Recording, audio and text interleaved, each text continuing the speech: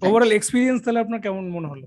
খুব ভালো, আমার খুব ভালো এক্সপেরিয়েন্স হয়েছে এবং আমার আদার্স থিংকিং গুলো সব চলে গিয়েছিল। ওকে, আমার মানে শ্বাস-প্রশ্বাসের মধ্যে আমার থিংকিংটা আবর্তিত হচ্ছিল আরকি।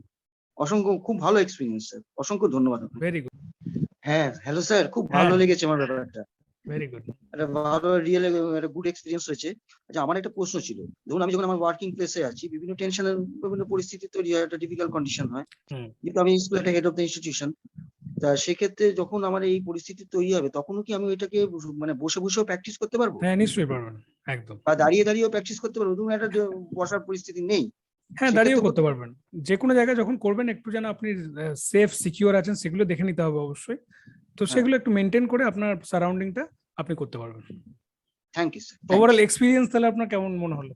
খুব ভালো, আমার খুব ভালো এক্সপেরিয়েন্স হয়েছে এবং আমার আদার্স থিংকিং গুলো সব চলে গিয়েছিল। ওকে, আমার মানে শ্বাস-প্রশ্বাসের মধ্যে আমার থিংকিংটা আবর্তিত হচ্ছিল আরকি।